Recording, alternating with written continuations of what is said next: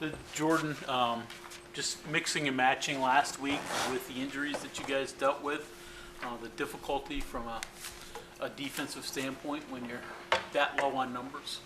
How tough is it? Yeah, I mean, that's something that's hard to do. And the first thing you got to do is realize what a guy or guys can do and what they can't do.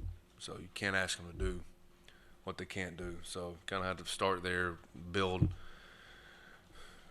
what you're trying to stop. Build the scheme what you're trying to stop with what the guys can do. So it makes it hard, but I mean it's kind of fits our scheme too a little bit. So I'm assuming you were happy with the way you came out and what you did through the plan for what they did. How about when they adjusted and went big? How did you feel your guys responded when they?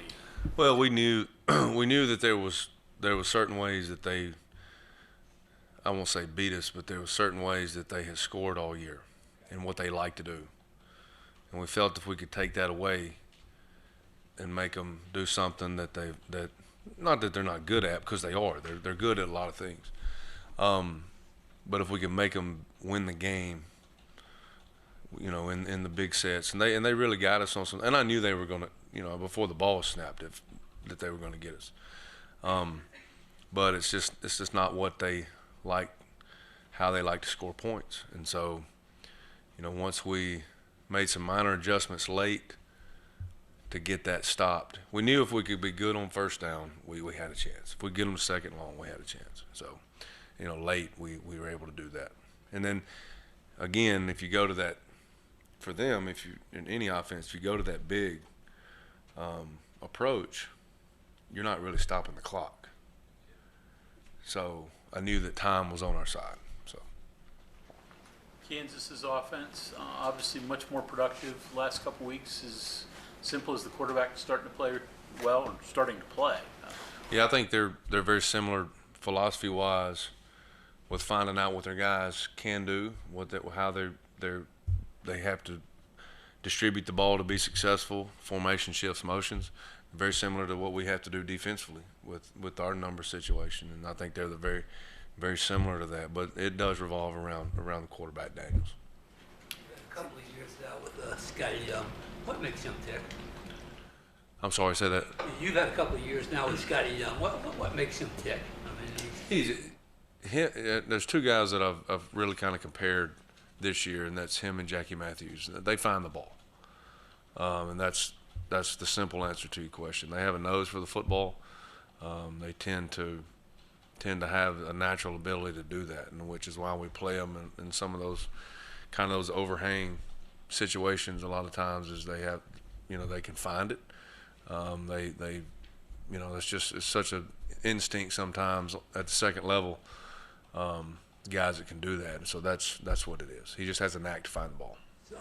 it has to be more difficult though when you're doing it one day at safety, one day at linebacker, one day at spear. I mean, it's being able to do that's got to be more than just instinct, I guess. Yeah, well, the thing I think where it comes down to our job is to try to relate the two. Is have certain calls where a safety is playing linebacker, which we do in our defense, and vice versa, where a linebacker may be playing safety, so that the techniques and the coverage adjustments are kind of carry over to each other. So it really kind of, where it looks like on paper you're playing a different position on the board or on the grass, you're really not. Akeem Mesidor, he's gotten a lot more attention, it seems like, from offensive lines, but his, development through the season? Yeah, I mean, I think a lot of that's, if I look at the production, it's probably down a little bit. I don't know the exact numbers, but a lot of what we're asking him to do, quite honestly, is not fair to him.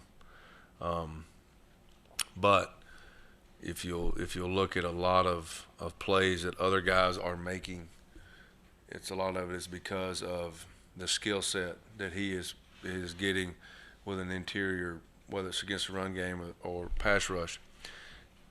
Case in point, you don't have to look any further than Sean Mahomes' interception. We put in a pass rush deal that we normally do not do, where guys really don't have a certain responsibility. They're working off of the guy on their side. So Akeem reads the protection, and he ends up right in Thompson's line of sight with his hand up, which the ball goes a foot higher. He sells it because of his hand, and that was just what he needed to miss his receiver and it hit Sean Mahone. All he had to do was catch the ball. So a great play by Sean, I'm not saying that, but it was caused by Akeem Messidor. He's never, I'm the only one that's going to know that, coach's film and point it out to him. That's not going to show up on a stat sheet. And so go back to having D linemen understand not every successful pass rush is a sack. So once they understand that, so his development's fine. He has the ability to move around, and we got to be able to do that in the future. Lassiter, he seems like he's been here 15 years. I mean, guys, what do you see from him?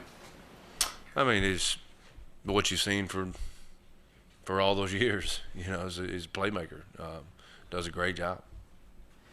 Do you plan on Dean? I guess. Neil. He got nicked up a little bit. Yeah, I'm planning on him playing. He did. It's not very severe looking on film, but you don't know that, and probably won't know that till Saturday. When you look at this offense, what do they do best, in your opinion? They find ways to create success. I guess the best way to put it. They're shifts, motions. Let me go back. They find ways for their personnel to have success. All right, and they're like I said, they're very similar offensively to us defensively. They have to find different ways to that benefit their personnel. So that's probably what they do best. They protect the pocket, they move the pocket, protect the quarterback, get the ball out fast. All those things that are gonna kind of fit what Daniels is good at. So that's what they do best. What have you seen growth-wise from Daniels? I think decision making. They don't ask him to do a whole lot as far as his reads, but he makes good decisions with the ball and makes good decisions with it on the run. So he's and then athletically with his feet, that all creates another set of issues. What did you see from St. McLeod on Saturday, and I guess what does it say about him that you're comfortable enough? I know you're thin in that area, but to have him play every defensive snap of the game. Yeah, I mean, any young man that his first college start against, however you want to think about Texas, it's still University of Texas, and for him to step up into that is tremendous. Says a tremendous amount about him, but he's very similar to what I say about Jackie and Scotty. Saint has a nose for the football, and so when you have that, you don't have to. That's a skill and a natural ability that you don't have to coach. Then he's ahead of most guys at that position that are his age. So Saint's got a bright future. Jordan, they had a tough game. Coastal Carolina, I think, gave a bunch of sacks. Not since then. Very few. Anything, you kind of mentioned some of them, have they schemed that way to protect their line, like with the move in the pocket and getting rid of it quick, or is their line just that much better that they can do those things now? I think it's a combination of both. I think they've improved tremendously on their offensive line. They've moved some personnel around, and then they move the pocket, different schemes that they do. I think it's a combination of both. This is probably not what you want to think about, but this could be Still's last game at West Virginia, if this were a bowl game. How will you remember him and what he's done defensively? Yeah, I mean, Dante is always a guy that has these big time flash plays, usually in key moments of a game. So he enjoys the crowd, especially at home. He enjoys being that, always a spark plug or a spark, whatever you want to call it. But Dante's special plays are really special. You go back and watch them. And I think he's a special player. I think he but that's what I remember. He always has. It's always, the other day he really kind of gets us going. First play of the game, with a tackle for loss, or it's always a key sack. The Oklahoma State game, it's an interception on a screen after the game didn't open the way that we wanted it to, and kind of got us back in it. It's always those plays that kind of ignite the fire that we need in key points. So that's probably what I remember more than anything. Jordan, question I got to ask. Your alma mater has a head coaching opening. Are you at all interested? Yeah, I mean, it's nothing more than speculation right now. Just trying to get to the Kansas game and move on from there. But nothing more than speculation. Sorry about jinx this, Jordan, but according to the stats, Taj hasn't missed a tackle all year. And he's played a ton of snaps with TFLs and tackles too. That's a pretty impressive number, but is that kind of the way he plays too? He's under control, he kind of knows what he's doing. And Who was that again? I'm sorry. Taj Alston? Yeah. I mean, the thing about Taj is an extremely high effort kid. And that's all the plays that he makes. And Taj is a good football player, don't get me wrong. But Taj is a relentless guy to the football. He is a lot more power and strength than he is speed and finesse, which is good. That's what his body type is. That's what his skill set is. He plays a tremendous amount of effort, and he's one of my favorite kids to coach. And then what he's been through, just loves playing ball. Scotty, Jackie, Saint around the ball kind of guy? That's a good way to put it, yes. Yeah. On the line of scrimmage, yes. He's very similar, has a knack for the ball, has a knack for the pocket. All of his plays, especially the TFLs that you mentioned, all of those, if you go back and watch them, are very simply football plays, whether he's playing behind a scheme, he loses his gap and makes up from behind. A lot of guys that just have a knack to find the ball. You see them. That's kind of how they look on film, and that's what Taj is. Is that an easy thing to scout? Just because it's so obvious the guy's chasing it down? Yeah, usually it is. Yeah, they that's one of the things on video that we evaluate is whether you want to call it field awareness, basic football awareness, of D linemen specifically, pocket awareness, football knowledge. Those guys, and sometimes it's a skill they don't even know that they have, or it's not even listed on paper. It's just they find the ball. So yes, it is a thing that we evaluate. These guys haven't scored a lot of points, but they've got 85 in the last two games. Is that because of comfort with Daniels, you think? Yeah, I think so. And I go back to, Coach Brown said it all last week when he was talking about preparing for Texas.